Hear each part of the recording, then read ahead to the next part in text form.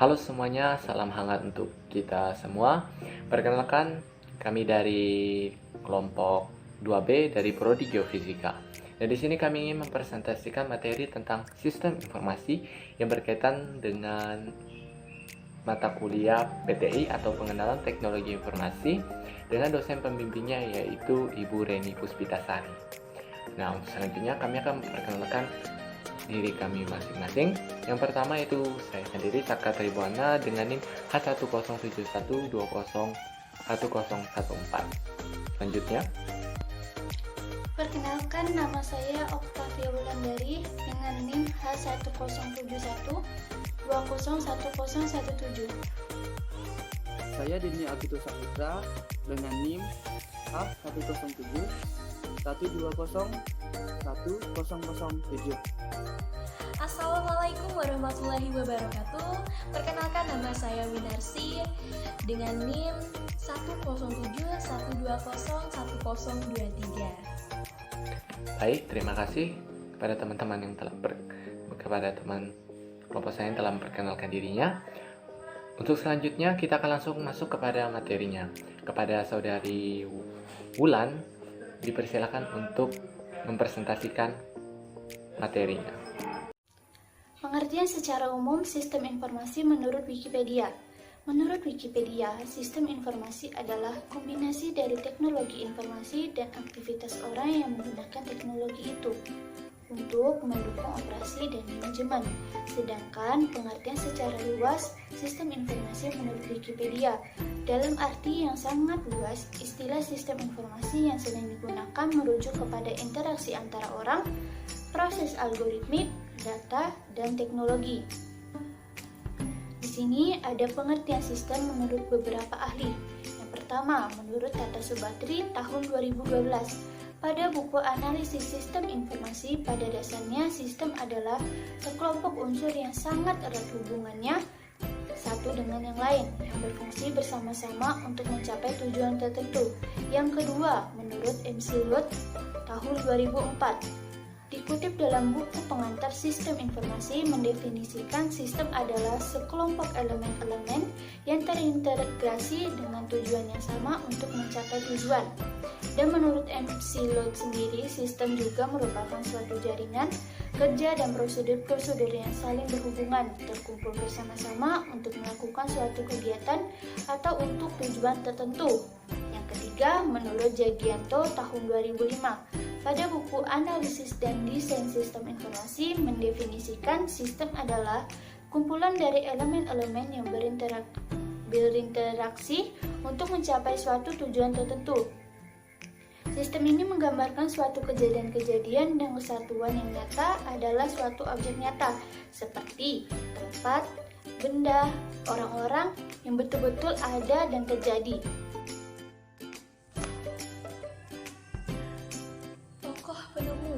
Yang pertama yaitu bernama William Henry Bill Gates.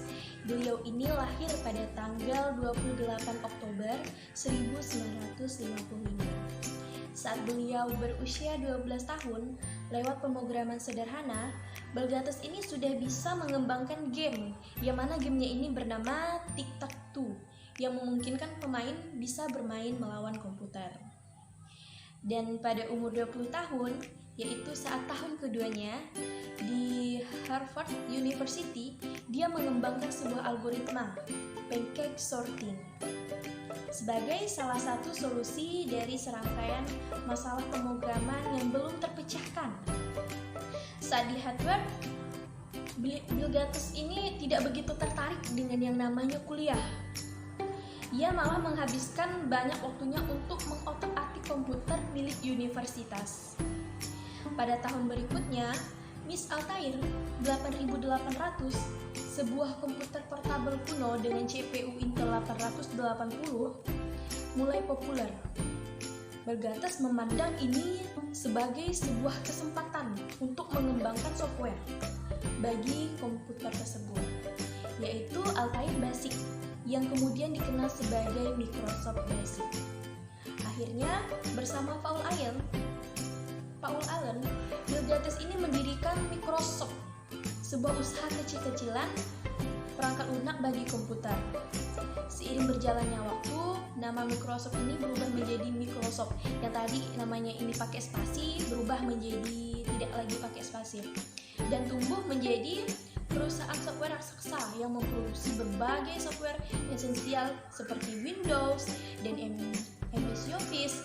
Microsoft saat ini telah berhasil mengorbitkan Bill Gates sebagai orang terkaya nomor 1 versi Forbes. Dan yang tokoh penemu kedua yaitu bernama Lawrence Larry Page. Beliau ini lahir pada tanggal 26 Maret 1973 di Michigan, Amerika. Kedua orang tuanya adalah profesor komputer di Michigan University. Dan selain berhasil meraih gelar sarjana di Michigan University, Larry juga dikenal sangat kreatif karena mampu membuat printer inkjet dari Lego. Ia juga dikenal sangat aktif dalam riset mobil tenaga surya di university. Ketika menjadi seorang mahasiswa di pemrograman ilmu komputer University Stanford, Larry Page ini bertemu Sergey Brin. Mereka berdua lalu merancang sebuah web pencari lewat sebuah komputer murahan, dan mereka berdua mengadakan riset kecil-kecilan tentang pendataan database web. Kemudian dengan sumbangan dari berbagai temannya di universitas, keluarga, mereka mulai membeli server untuk mengembangkan riset. Yang mana saat Larry Page berusia 23 tahun, Google pertama kali diperkenalkan di server lokal University Stanford sebagai mesin pencari internal. Selanjutnya, domain Google mulai didaftarkan dan dikenal dunia pada tahun 1997. Google resmi menjadi sebuah perusahaan saat Larry Page berusia 25 tahun. Keberhasilan serta efektivitas algoritma PageRank dan mengembangkan web crawler yang dikembangkan mereka berdua membuat Google tumbuh menjadi perusahaan teknologi raksasa yang mengorbitkan Larry Page sebagai orang terkaya nomor 27. Sementara temannya tadi yang bernama Sergey Brin berada di urutan 26. Google tidak hanya membuat Larry menjadi kaya, tetapi juga menjadikan sebagai orang yang cukup berpengaruh dan disegani di dunia. Linus Benedict Torvalds lahir pada tanggal 28 Desember di Helsinki. Linus adalah pengembang kernel Linux. Dunia mulai mengenalnya pada saat usia 22 tahun. Ketika mengembangkan source kode kernel Linux seukuran disket via internet, Linux sekarang menjadi sistem operasi yang paling diaplikasikan dalam berbagai macam perangkat keras seperti server, komputer desktop, tablet, PC, handphone, UPS, dan banyak lagi. Jerry Yang lahir pada tanggal 6 November 1968 di Taipei. Pada usia 26 tahun, Jerry yang bersama David Vilo menciptakan sebuah website yang terdiri dari direktori situs-situs lain. Pada awalnya, situs ini bernama Jerry and Dave Guide to World Wide Web, yang kemudian menjadi Yahoo. Baik, terima kasih. Selanjutnya kita masuk ke dalam materi tentang manfaat sistem informasi. Manfaat sistem informasi itu sangat banyak.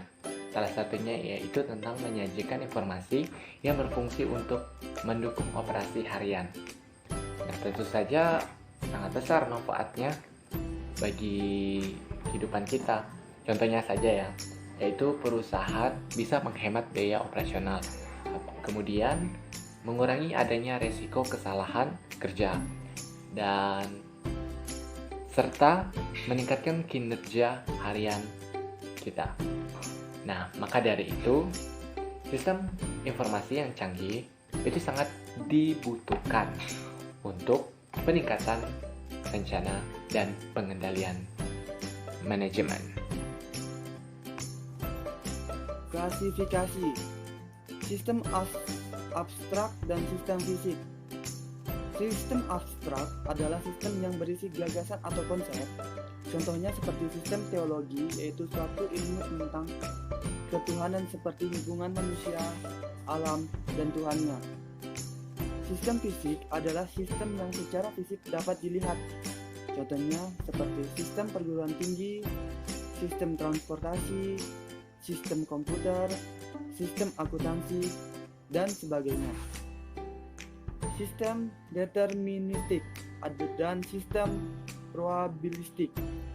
Sistem deterministik adalah sistem yang operasinya dapat diprediksi secara cepat, tepat, dan dapat mengetahui interaksi yang terjadi pada setiap bagian-bagiannya. Contohnya sistem komputer.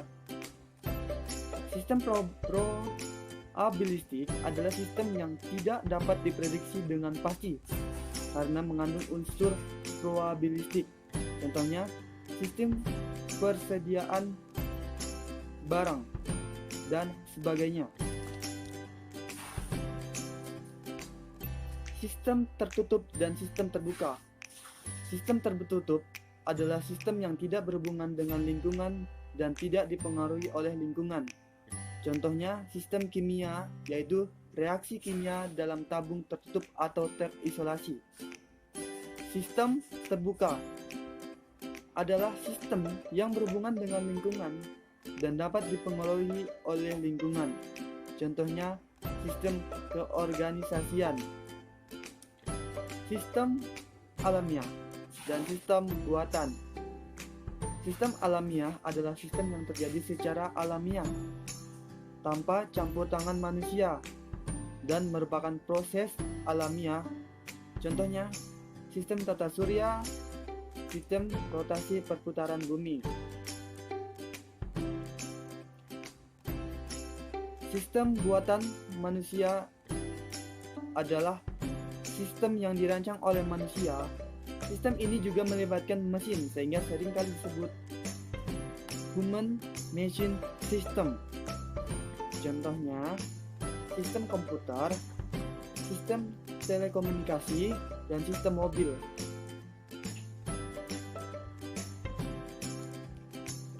Sistem sederhana dan sistem kompleks.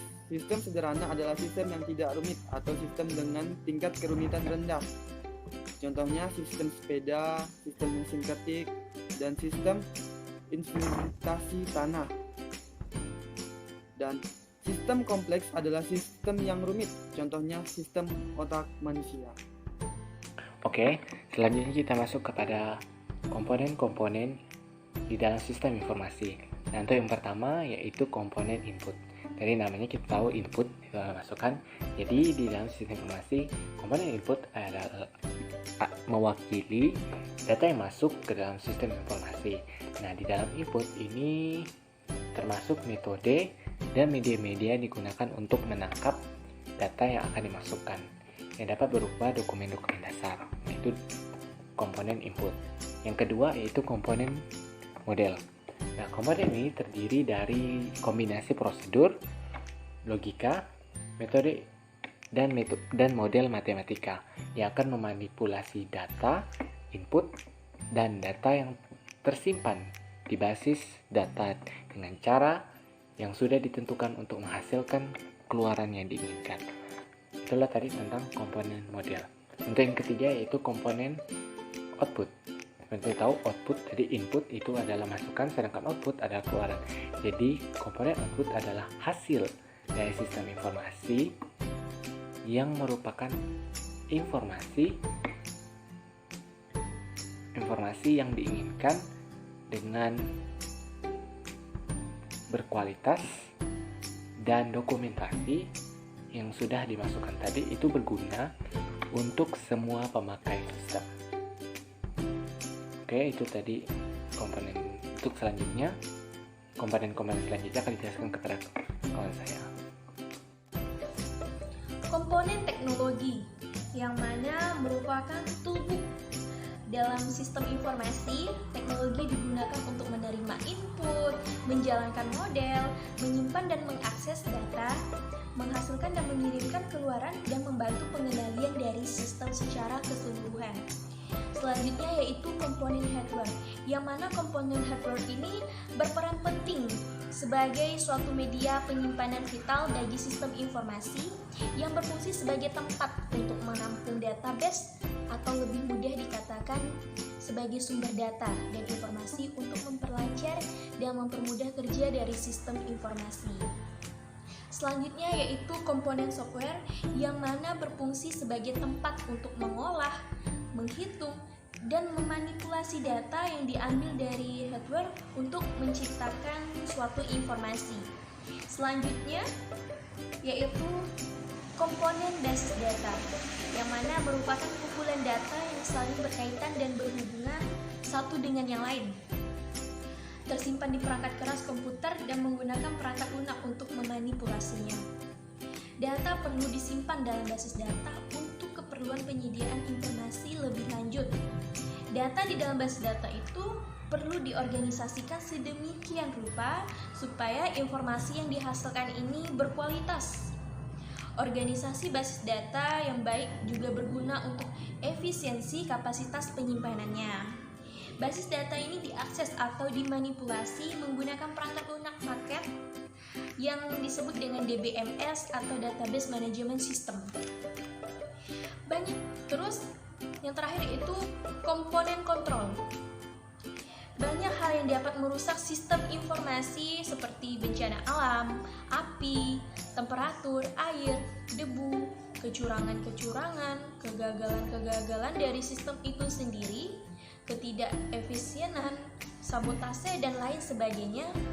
Beberapa penilaian tersebut itu perlu dirancang dan diterapkan untuk meyakinkan bahwa hal-hal yang dapat merusak dari sistem dapat dicegah ataupun bila terlanjur dapat terjadi kesalahan yang langsung cepat diatasi.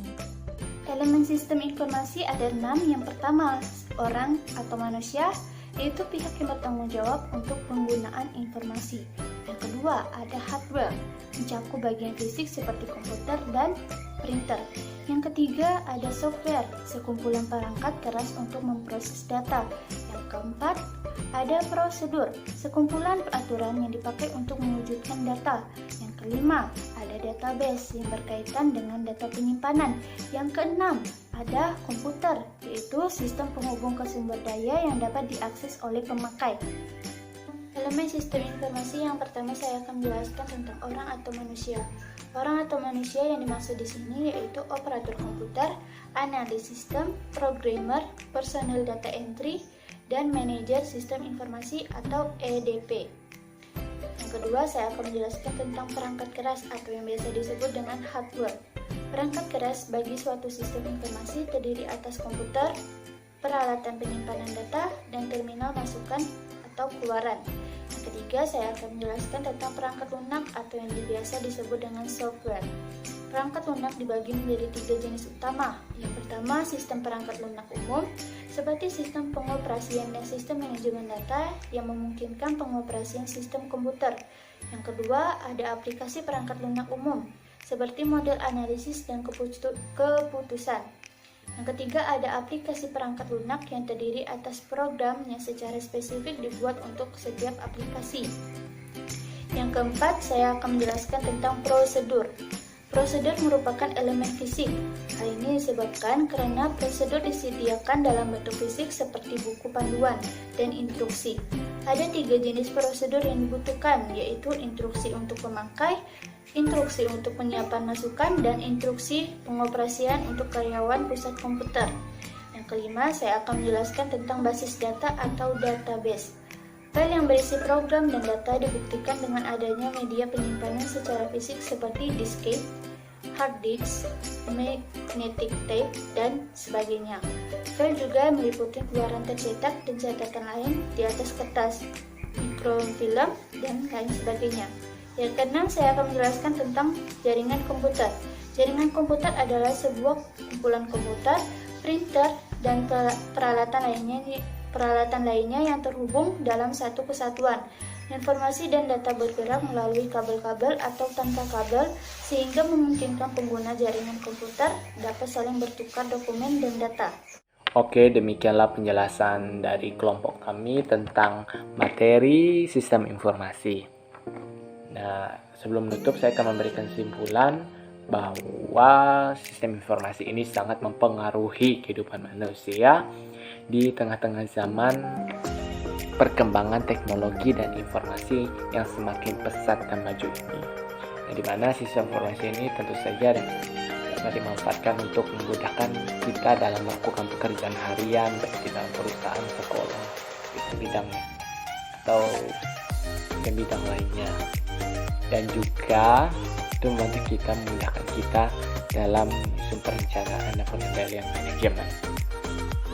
Oke, akhir kata saya mewakili teman-teman sekelompok mengucapkan mohon maaf sebesar-besarnya jika di dalam penjelasan dan tadi ada kesalahan kata atau pengucapan kata kami yang salah atau kata-kata kami yang tidak sopan atau menyinggung Anda sekalian. Kami mohon maaf sebesar-besarnya. Demikianlah berakhirnya presentasi kami pada hari ini. Atas perhatiannya kami ucapkan terima kasih, dan jangan lupa berikan like, comment, and subscribe. Oke? Selamat beraktivitas, tetap semangat. Dadah.